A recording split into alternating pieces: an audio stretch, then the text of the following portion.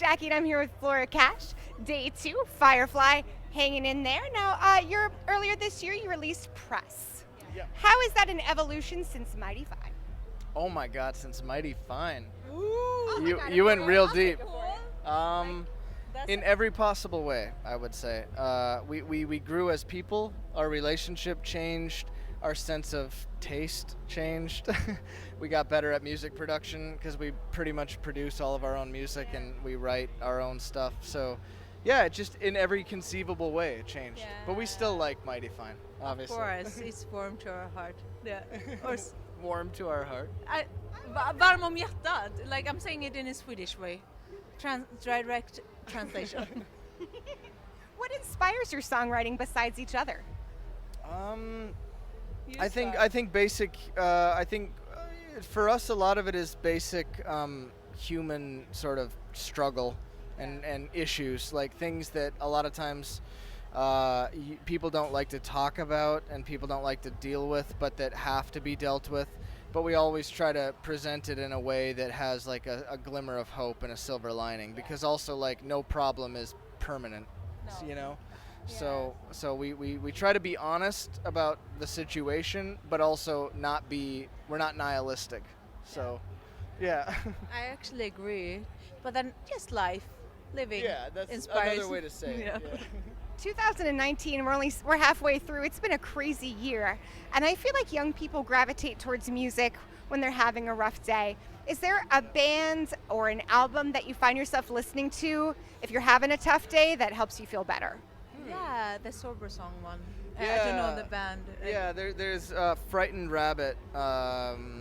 There's a song in particular that we're really drawn to called "I Wish I Was Sober." And I think it's like even though you were talking about young people, and hopefully you're not drinking if you're a young person, or you're not doing drugs, obviously. But it's sort of just, it describes a situation where you're not being your best self. Yes. And like where you feel like, I want to be different, but I have these issues. Yeah. And I really like, every time we hear that, we sort of are like, okay, let's check what we're doing with our lives and make sure that it's, where we want to be. Yeah. So I'd say, I actually totally agree. This is what it is to be married. We agree with so much. When he says something, I'm like, yes, that's what we talked I knew about. what you were talking about. I know. Well, that's what makes you guys good together. Is there a song that you have in your collection that you would never play live? Ooh, that's a good question. Yeah, Yeah. probably. Which one would you say? I'd say Bundle Up. Why? I don't know.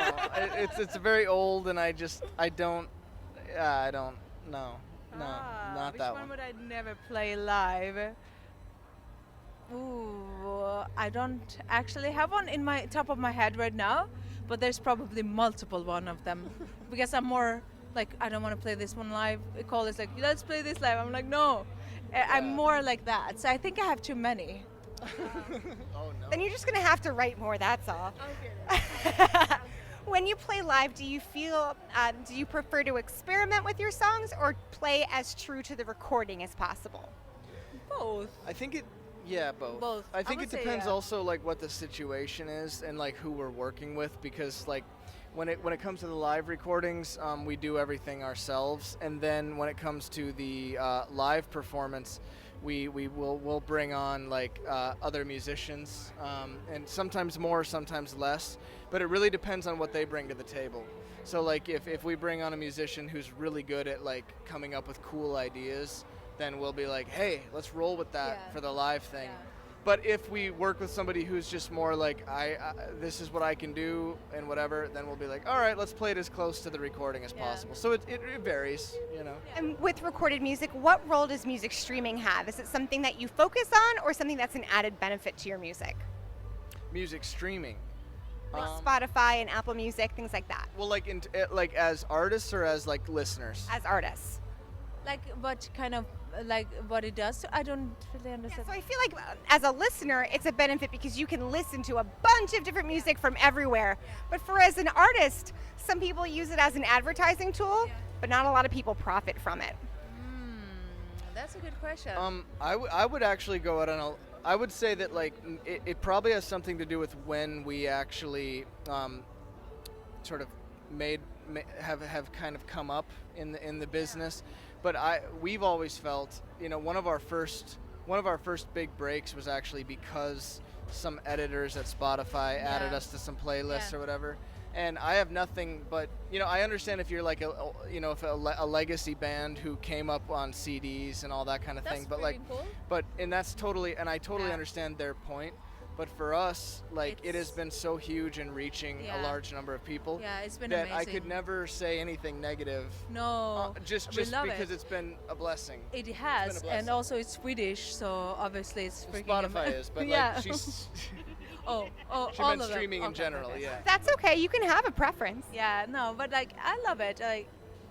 You can reach so many people in so many different ways nowadays, and that's a blessing for any artist, small or big. We can all reach people. I mean, you want to have an audience. Yeah.